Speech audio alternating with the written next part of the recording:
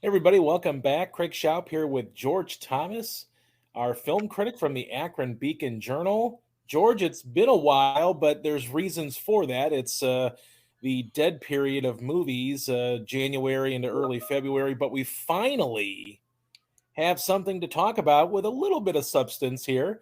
Ant-Man and the Wasp, Quantumanium. This is the kickoff of Phase 5 of the MCU. Is that correct? That is correct. It feels All weird to right. be talking about an actual movie. Well, I don't know if we should call it cinema, though. Martin Scorsese might differ on that. But, you know, I enjoyed the first Ant-Man. I thought it was a pleasant surprise amid all the, dark tone, even though I wouldn't necessarily call the Marvel Cinematic Universe ultra dark. But, the whole taking over the world, killing half the world kind of deal. It was a refreshing surprise. Ant-Man was funny, didn't take itself too seriously. So now we're 3 films into the Ant-Man franchise. Not sure if it's going to be something that progresses here, or if Ant-Man just kind of sticks in the Avengers and does his thing when they need him. But what did you think of Quantumanium? Yeah, Ant-Man's a bit more serious now. Okay.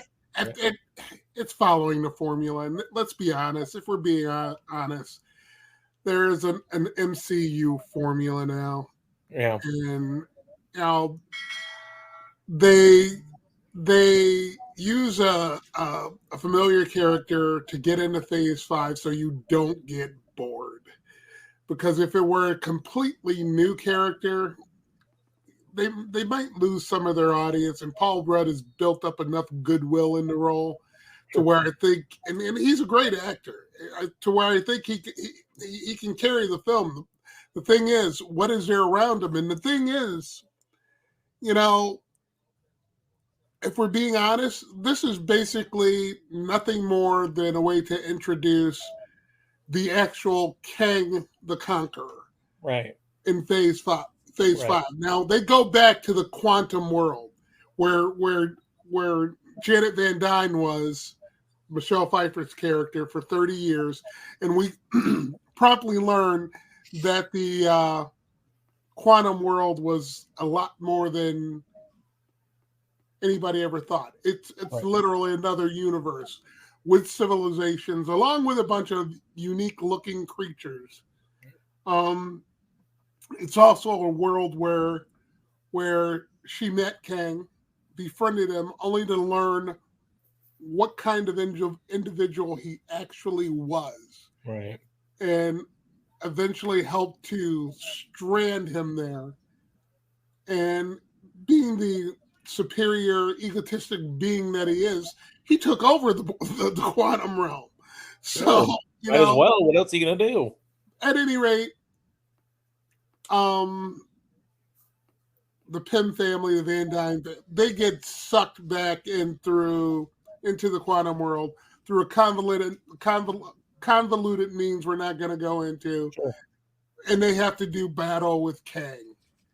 And it's like, that's it. Yeah. It's entertainment.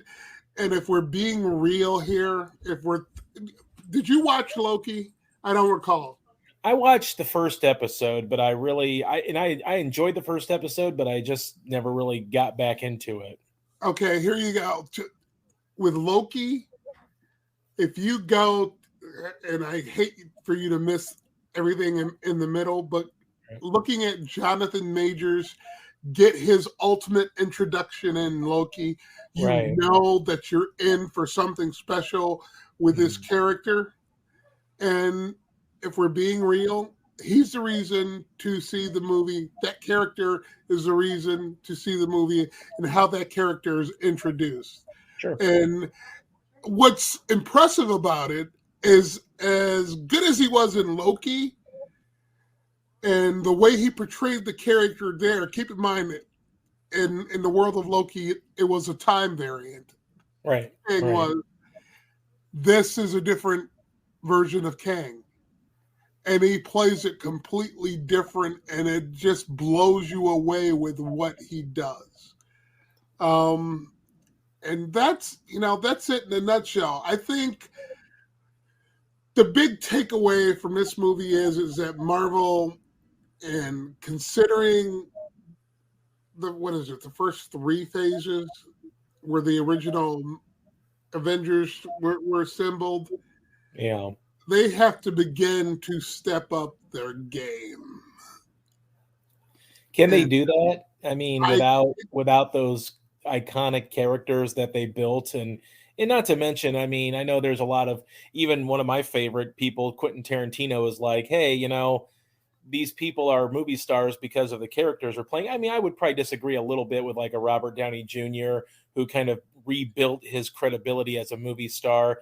And I think you could maybe argue that, you Mark know, Ruffalo. yeah, I mean, I think you could argue against what Tarantino had said. I get why he said what he said, because it's not like the classic, your Brad Pitt, your Tom Cruise starring in an action picture, and it just happens to be about whatever it wants to be about, but it has those guys in it. So I get it. But, I think, Chris Evans and Chris Hemsworth have built up their star, to a large degree because of these movies. So, but can they do that in this new, and I know we don't have the Fantastic Forecasting just yet, but can they find that same magic of building these new Avengers, these super, great characters that people, remember and know and love from the comic books to the films? Here's the thing. And my mind went to this thought a couple times while watching Ant-Man. What the hell did they have in mind for Chadwick Boseman Mm-hmm. and Black Panther in this phase? You know what I mean? Because Yeah. I'm with all due respect, and I don't want to disrespect any other actor that has started to appear in this in phase 4, but he was the star power, I think. You know what I mean? Yeah, yeah, And definitely.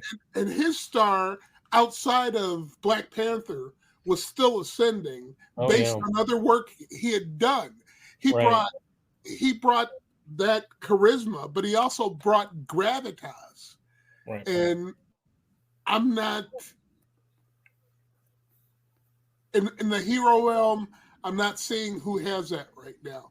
I'm not Right. aware of any casting where that's a possibility. Right. Now, Jonathan Majors has it, but he's a damn villain. So Right. what are you gonna do? Go to the theater throughout all these films and root for Kang? Well, some might, but Yeah. Yeah. Well, I'm glad to see that they have at least, because I think one thing that maybe DC has failed quite a few times at is creating compelling villains. And I think that Marvel has done the opposite, where they've created compelling villains. I will say, okay, sans the Christopher Nolan Batman franchise, which of course had great villains, but where I'm talking about like the Ben Affleck led Batman, the Henry Cavill, led Superman projects. Aquaman, I couldn't even really tell you who Aquaman's villain was, to be honest with you, and I don't care. The Flash as well, I mean, just the stuff like that. And it sounds like they've transitioned pretty well from, you know, Josh Brolin being a pretty strong actor. Now, granted, he wasn't, his face wasn't visible, but as Thanos, but Jonathan Majors seems to be a great next step, and maybe even a better next step, as you're actually going to be able to see his face and maybe, you know, care a little bit more about him or hate him a little bit more because you can see his face, as opposed to Josh Brolin being in motion capture. I think it's entirely possible. Uh, you know, they say with superhero movies, if you don't have a villain, you don't have a movie. Yeah. I mean, you mentioned the DC movies. I mean, that all started with the original Batman 1989. Almost the casting of Batman after they got Jack Nicholson was almost an afterthought Yeah. until they cast Keaton and everybody raised hell. You know what I mean? Sure. Yeah. It was all about Nicholson, and the villain has always been the linchpin. Yeah. General Zod, Terrence Stamp as General Zod in Superman 2. Yeah. Gene Hackman as Lex Luthor. Yeah. Um, Yeah. so I did like Michael Shannon as Zod in the Henry yeah, Cavill. I did like Michael Shannon as Zod. So I will say that it wasn't, it was hit and miss, probably a lot more miss than hit, but and we'll see how. It's funny though, you mentioned the Michael Keaton afterthought and the uprising after that.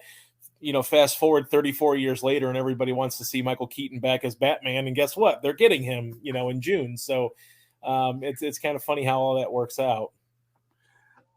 a classic American fickleness, Yeah. Oh yeah. or fanboy fickleness, let's call it. Yeah. Well, is it fickleness with Ant-Man and the Wasp: Quantumania? Is this worth seeing? I mean, obviously, there's really nothing else to watch. I mean, Magic Mike had a really low bow at the box office. Of course, Avatar still has a little bit of steam, but not much left. Puss in Boots is actually reinvigorated a little bit. I mean, we know Ant-Man's going to dominate the box office, but is it worth dominating the box office? That's a good question. I'm not sure if I have an answer. If you're an MCU fanboy completist, yeah, Yeah. it probably is. If you're not, if this isn't one of those films you just go to enjoy. Mm, This is like collecting every DVD or every film right. in a series. It's like me. I own every Star Trek film, including the wretched Star Trek V, because I'm a completist that way. Right. So Yeah. you know, Okay. Well, I noticed though you did not give a letter grade on your Akron Beacon Journal review. Is there a reason why? Is it did it not I forgot. ascend? You forgot. What would be if you were giving this a letter grade? It'd be a Postscript. B minus. Okay. Okay. Well, that means a completist collection for you on Ant-Man and the Wasp: Quantumania. All right. So you'd mentioned your love of being a completist and Star Trek being one of those. We know it's one of your favorite franchises. And unfortunately, you're probably it's a little bittersweet here because you're talking next here about Picard, which was a big booming success, I think, for Paramount. I think at the time when it debuted, it was on CBS All Access or whatever it was Yeah. called at that time. Now Picard? it's on. I think Yeah. they'd segued to Paramount Plus by then. Okay. So Paramount Plus, one of their big key, newer arrivals, Picard, Patrick Stewart's back, continuation of Next Generation and Nemesis. It's a huge what's going on in Picard's life kind of next chapter. I know you've enjoyed the first couple of seasons. Here we have season 3 starting off. What are your thoughts? How much have you watched of it? And what have your early impressions been? They sent me 6 episodes of the 10-episode season. Ooh, 6. it's gotta be killer right now. You're waiting and waiting and waiting, huh? Here it is. You know what's weird? I've watched 5 because I didn't want to. I went on one of those nights when I've got nothing to watch, and I'm 5 weeks ahead of everybody else. Yeah. I want to be able to get into something that I'm enjoying. So far, I'm enjoying it. Okay. For those who don't know, most of the Next Generation crew is back, with the exception of the character of Data, who's, I don't know if you can call an android dead or not, but he doesn't function any longer. That happened in season 1 of Picard. But he's Brent Spiner, who played Data, will be back as his brother Lore. So there we go. So hail, the gang's all here. Am I enjoying it?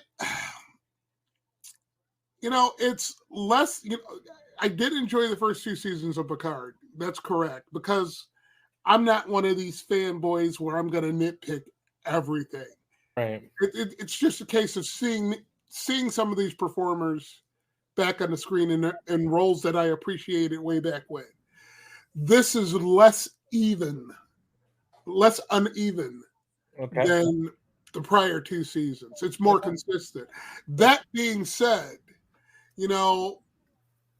there's a lot of fan service, which you've come to expect in a certain regard with this stuff. it plays like an homage. I don't know how familiar you are with the Star Trek movies, but there was Star Trek the motion picture, and then when they realized, or when they thought they'd screwed it up, I argue that Star Trek the motion picture is a gorgeous film, and it's just now being appreciated. But that's just me and my geekdom.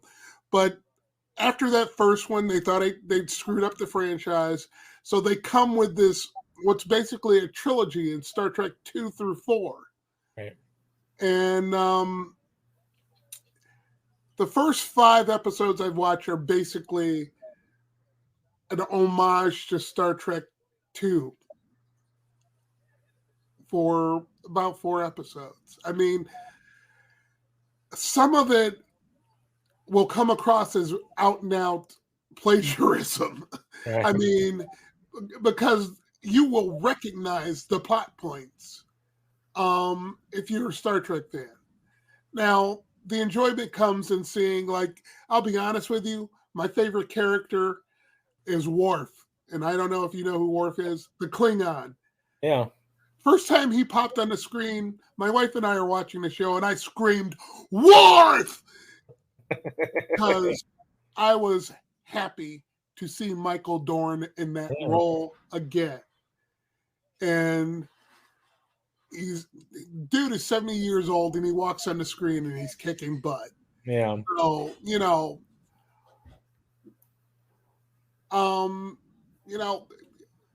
the big problem I had with the first two seasons, at times it seemed like Patrick Stewart, how do I say this without sounding offensive, was past his prime. I think that's fair, and that's a statement that was made on the internet. He seems more into it. He seems invigorated by being back on the screen with his castmates once again. Right. And there are elements of like I said, that movie trilogy, the original series, and the villain is borrowed from Star Trek Deep Space Nine. Okay. Now, you've got characters from Next Generation, 7 of 9, who is from Star Trek Voyager. They kept one new character in Raffi. But I'm interested to see whether they incorporate any characters from Deep Space Nine. And then I'll really lose it, other than Worf, because Worf was on Next Generation in seasons 4 through 7 of Deep Space Nine. Yeah, I know. It's amazing that I remember crap like that, right? No. So you like what you like. I want to see if they end up in Deep Space Nine at any point, and the characters that, if any, come from that series to participate in the proceedings. So far, I'm enjoying it, even knowing, hey, you call it an homage, I call it a ripoff. But you know what? It's all in how you mix it all together and how it comes out. Right. That's the best way to put it. And so far, it's to my liking. That's the best way to put it. Are you ready for it to be done? I mean, would you prefer them to continue, or do you think it's probably run its course and it's good to end it? Picard, I prefer, I prefer closure with a lot of this stuff. I mean, Star Trek Enterprise didn't really get its closure, for instance, way back when.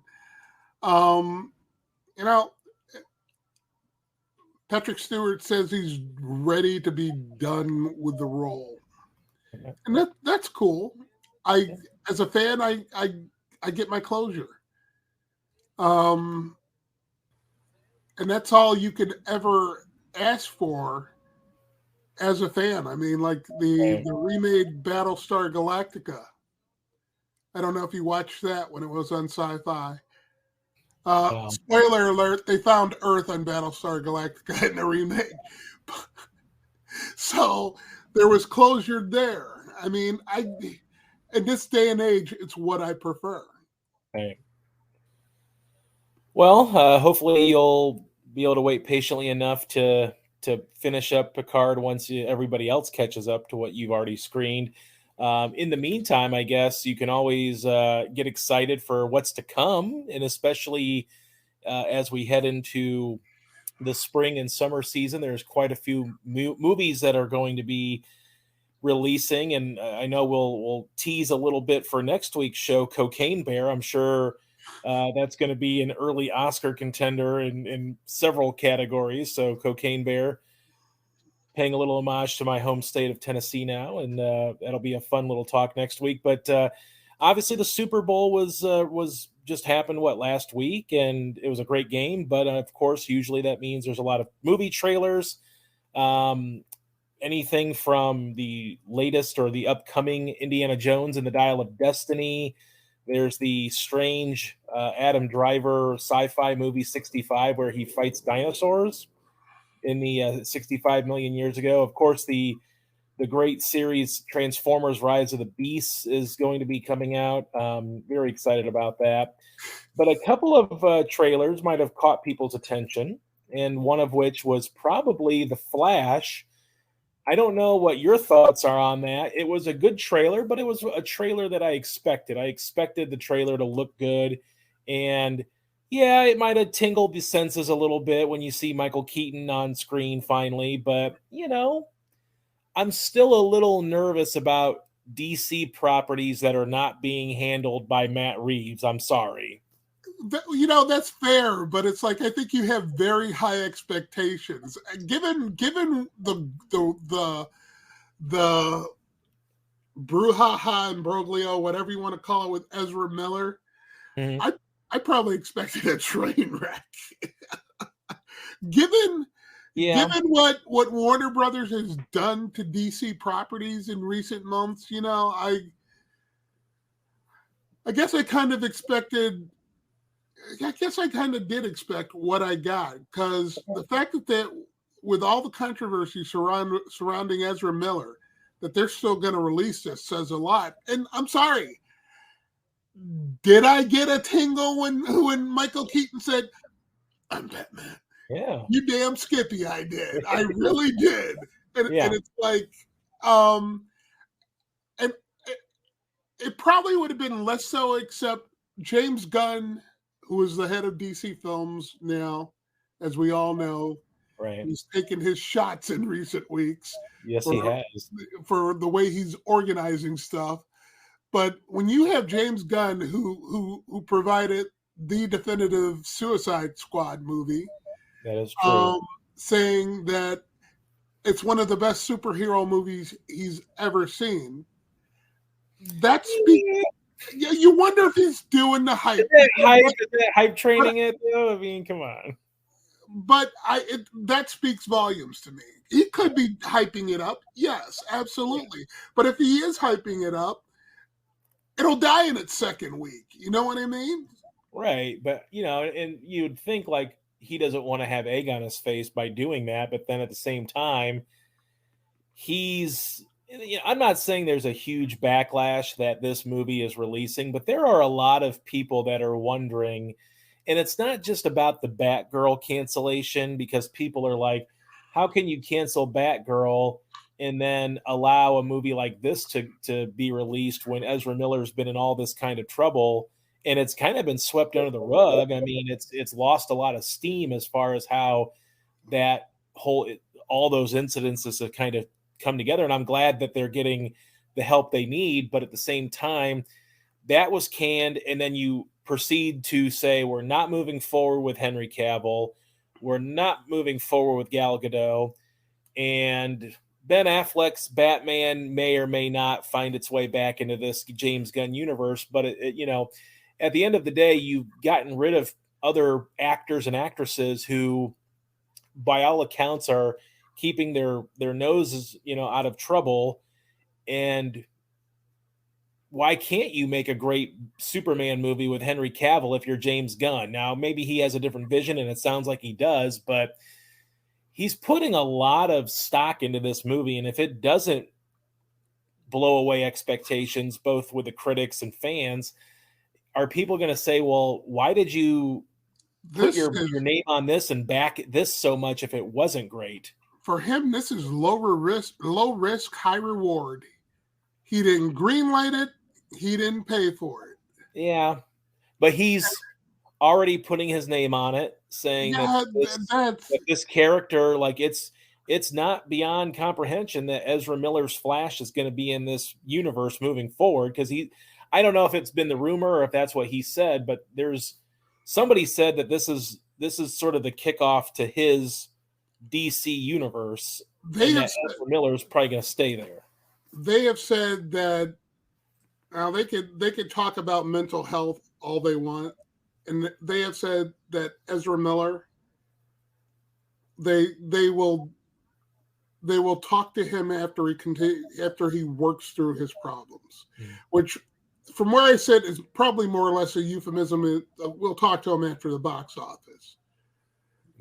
Yeah, which means if the movie look, if Ezra Miller cleans the act up and things get sorted out, and I'm not beyond giving people opportunities, but some of the things that the accusations are pretty damning, and it's pretty disturbing, and I just wonder that if the movie's a flop, yeah, they can move on and say, well, people don't want to see Ezra Miller as the Flash, clearly, but if it's a box office success, I guess that means people don't care about the trouble that Ezra Miller's in, and then people don't care that Warner Brothers is sticking to their guns and saying this just happens to be one of the characters we want to keep, and the actor that is playing that character we're going to keep. I think the impetus is going to be on Ezra Miller to show that they are well. Yeah, right. And that's what it boils down to. I mean, if all of his issues with the law, kidnapping, if all of that boils down to mental health issues, right? I mean, you have to be pretty callous to damn somebody on that basis. Sure. I mean, so essentially the ball is in their court. Right. What have you kind of made of James Gunn's announcements? I mean, I remember hearing them the first day or whatever, and then I've kind of even lost track of what he mentioned. Aside from there's going to be the Superman sort of reboot, but it seemed like they were touting more side projects, more TV side character type guys or girls or whatever, not necessarily like, here's Batman, here's Wonder Woman, here's Superman, and this is their clear path to a film franchise or a Justice League. Yeah, here's my dilemma. I read the announcement, I paid attention to it the first day, read follow-ups the second day, and I probably haven't thought about it since we started this conversation. We started this conversation. I mean, he's the head of the studio. He's going to do what he wants to do. Fans be damned. And with all due respect, Zack Snyder did the same flipping thing. Yeah. So people who are complaining about that need to have a Coke and a smile and just shut up. Yeah. Because Zack Snyder basically marshaled the forces of Twitter and the internet to get the Snyder Cut released. Yeah. After Warner Brothers said they weren't going to do it, got him to pour an extra $75 million into it. Yeah. And so, he's a boss. I make of it the fact that he's the boss. He's going to do what he wants to do, and this is going to be me, like every other quote unquote fan. We'll see. Yeah, and that's what it boils down to. We'll see. If it doesn't work, he'll be crucified. And you and I both know the internet is relentless. So very much so. Well, everybody loved him until he said no to Henry Cavill as Superman. I mean, I don't think anybody cared whether or not Gal Gadot was back or Jason Momoa would stay as Aquaman or whatever. I don't think anybody really cared about that, but everybody was just in an uproar that Henry Cavill wasn't coming back as Superman. And, look, he's got his vision, and this vision's going to be July 11th, 2025 is when Superman's coming out. So he's got a vision, and we'll see what happens with it. I really think Superman Legacy is less about legacy and more updating Superman for present day with modern sensibilities. Yeah. And something I read the other day said it would be about Clark's son, and I'm like, oh, now see, that might trouble me. Okay. That might. I guess again, we'll see. Okay, well, as we said, we sort of teased it a little bit. Next week we have Cocaine Bear. I know you're excited to talk about that. Can't wait to hear your thoughts on a true story based on a true story. Got to talk to Mark Mothersbaugh for that today, so that's cool. Okay, awesome. He scored the music for it. Really? Okay. And he got to have a lot of fun because it's you know the story. It happened in the 80s. Yeah. Who better than the leader of the 80s techno rock band Devo to score something like that? So he's an Akron native. So all right, fantastic. Well, as always, you can follow George at by George Thomas on Twitter. You can also read everything that he writes, whether it's sports or movies or entertainment, at beaconjournal.com. As always, George, a pleasure talking to you. We will talk about Cocaine Bear next week. Cocaine Bear, like snakes on a plane. It's yeah, hopefully not, but I'm sure it probably is. All right, George. Well, we'll talk later, and hopefully it will be better than snakes on a plane. That's a low bar, but okay. Well, yeah, I don't set that bar very high for Cocaine Bear, but hey, we'll see what happens. All right. Hi, I'm Jennifer Mooney. Welcome to what is our new Hope Interrupted podcast based on the work from our book, Hope Interrupted, that I co-authored with my good friend Byron McCauley. Hey, Jennifer, I'm looking forward to this podcast as much as I was looking forward to writing this book with you. We hope to interview some high-impact folks as well as have a little fun. We're going to cover stories of hope. To learn more about our podcast and our book, please visit www.hopeinterrupted.com.